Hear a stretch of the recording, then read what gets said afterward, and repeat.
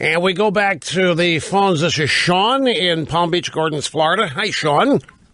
Hi, Russ. Thank you so much for taking my call. It's my pleasure. I am irate, if you want to be honest. I am a blogger. I'm a political blogger. And I wrote over 200 blogs for this man, for President Trump, in favor of him, on what he campaigned on.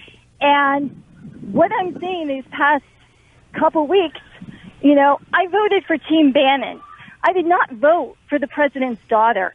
I did not vote for Jared Kushner, two Democrats. Now, wait, hold it just a second. Sean, you had to know, because it happened in a campaign, you had to know that Ivanka and Jared have his ear. You had to, I know what you mean, so you weren't voting for them, but you know that, that's family. You know that they've got his ear and that he's loyal to them. I knew they would have his ear. I did not know they would have so much pull. Because, it's like just recently it came out that Kevin Hassett is coming on board. Well, he's for outsourcing. Trump was supposed to be anti-immigration, anti-outsourcing. He's flip-flopped within the past few days. NATO, he was against it. Now he's for it. China, controls the currency. Now no, America. And it's like, and then this bombing in Syria, at first I was like, you know what? Yes, I guess we had to do it. But then I'm hearing rumors that Ivanka saw the pictures of the baby, and Ann Coulter made a great point. She said Republicans don't do things for humanitarian reasons. There are children dying everywhere. There are children being shot in Chicago.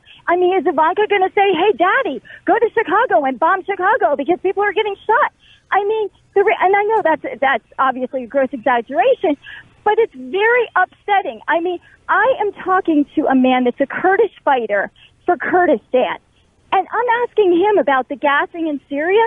You know what he said to me? And he's fighting with our men against ISIS. He's sending me videos of what's going on the battlefield. These guys don't mess around. They're killing ISIS. He hates ISIS. He hates Assad. He'd like America to come in and get rid of Assad. And I said something about the people that were gassed. He said, I don't care about them. They're Arab pigs. And I'm thinking, then who are you? It's a mess over there. And it's like, it would be great in a perfect world to make a safe world and a better world for everyone.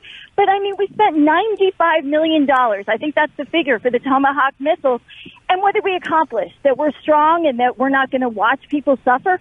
People are suffering every day. That $95 million, hey, could have helped fund the failing Obamacare.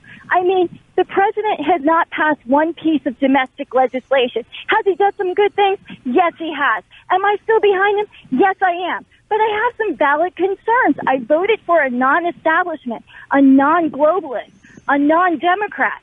I voted for a Republican. I voted for someone who was going to bring back the middle class, and tax reform isn't going to be until next year, until after Obamacare. The wall, that's been on the back burner. I'm upset. I hear that. Loud and clear. What I was, before you were halfway through, I was thinking of trying to play devil's advocate with you on a couple of things, but you have covered the spectrum. You want me to play devil's advocate just a couple things and get your take on? Yes, I would. I would love your take. Well, it's not my take. I just want to give you another way of looking at something and see how you react to it. Let's talk about NATO. And I've mentioned this earlier today, so if you've heard it, folks, please beg your indulgence while I go through it here with Sean.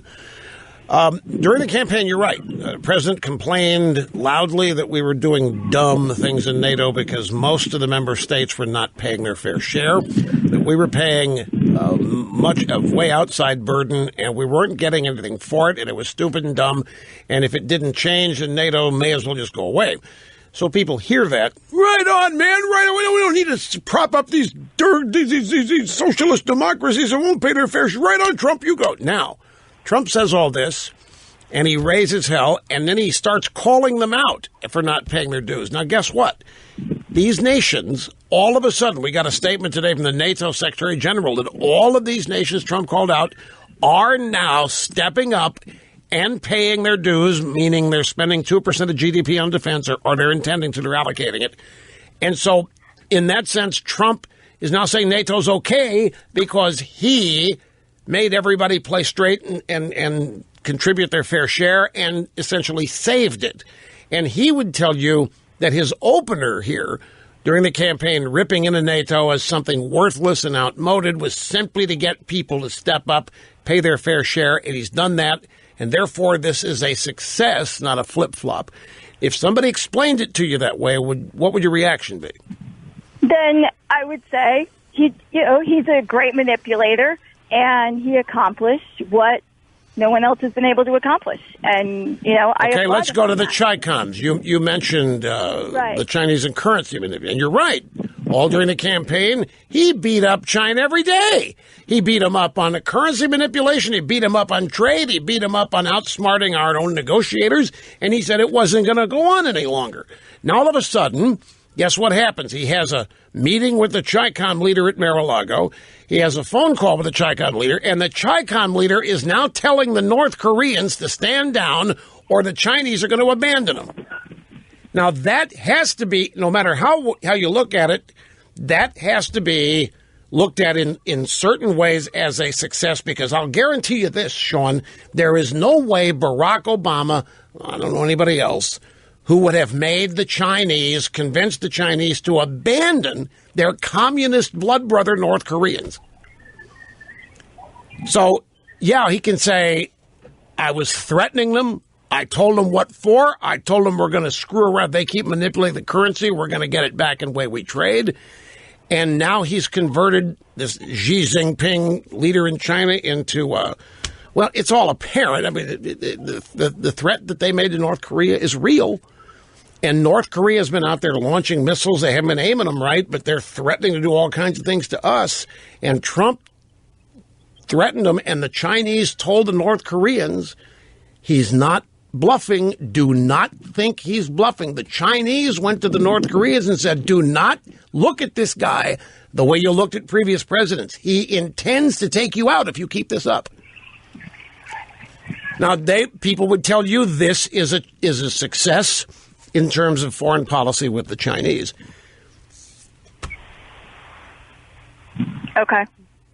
No, I agree. Like I said, he's done some good things, but it's just, it's hard to. Let's look at Syria. Everything. Let's look at Syria. You made the point that we can't go everywhere where there's suffering, children suffering. We shouldn't have Ivanka because she sees pictures that make her cry, go to the president and bomb the people responsible for it. The reason you have a serious complaint here is Trump's tweets during the campaign. There were numerous tweets, and I'm sure you remember them, where he basically told Obama, don't go into Syria. It's a no-win. You don't even know if you're going to hit the right target. If you hit the wrong target, you got a bigger mess than ever. We need to spend that money in America, put America first, make America great. Don't waste it in Syria. And yet here he is launching 59 Tomahawks into Syria. But what is the message sent? That those 59 Tomahawks, while the Chi-Com leader is having dinner with Trump at Mar-a-Lago, probably went a long way to convincing the Chi-Com leader to tell the North Koreans, look, this guy's a madman. You can't look at him as previous. If he says he's going to take you out, he's not bluffing. So those missiles at launch into Syria, it sends messages to Russia. It sends a message to the Norks and to the Chinese. And we've had 8 years of passivity with Barack Obama where whatever anybody around the world wanted to do to America, we just huffed and puffed and did nothing. And with Donald Trump, you want to do something to America, there's going to be a price. And if you offend our sensibilities and says a wanton violation of human rights like gas attacks, we're not going to put up with it. And says and does what he does. So the question is, are these flip-flops and betrayals, or is it something else? And you've decided that they're flip-flops and betrayals, and you're not happy with it. Would you like to plug your blog? Would you like to give us the name of your blog? Sure. It's gopgirl.blogspot.com. gopgirl.blogspot.com. Okay. Yes, gopgirlblog.blogspot.com. Okay. And I'm fair to the president. You know what? I mean, I will always call him on all of his, good things. I mean, I just saw that we're deporting, I think it's 4,000 Somalis, and, I posted that on Facebook. I mean, I will always tout things that I think are great, but I mean, I do get concerned when I see globalists that may be able to persuade him to go in a direction that I don't want him to go. We've been talking about today, and there's no question that there is a battle among the staff in the White House. And there's some neocons in there who are trying to, they want war in the Middle East, and they'd love for Trump to do it. Your sensibilities in that, in terms of being concerned about it, I think are accurate. But I don't think we're getting the whole story on that. I just had a story of the Washington Free Beacon about how the national security people are dumping on Jared Kushner today, Sean. Somebody leaked to the Washington Free Beacon that Jared Kushner is trying to take over the National Security Council. Not Bannon, Jared Kushner. Somebody is leaking against the president's own son-in-law and, by extension, his own daughter. Now, who would be doing this? Well, it has to be somebody at the National Security Council who doesn't want Jared getting a foothold in there. Names, I won't go there. Sean, look, I appreciate the call. I got to go. Don't be surprised if your server has been swamped and taken offline. That always happens. We mentioned a website here, and the volume takes it down for a while. But you'll be back. It won't be long. Give me that address one more time.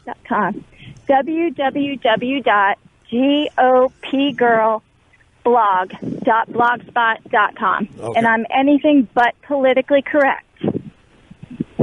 Okay, I can tell that. and I like that. So, and we'll also link to your blog at rushlimbaugh.com. As I say, we've shut you down right now, or soon will, but you'll be back. Your opportunity is to maximize all of this attention, and I don't doubt that you'll be able to do that. Thanks for the call. We got to go. Back after this.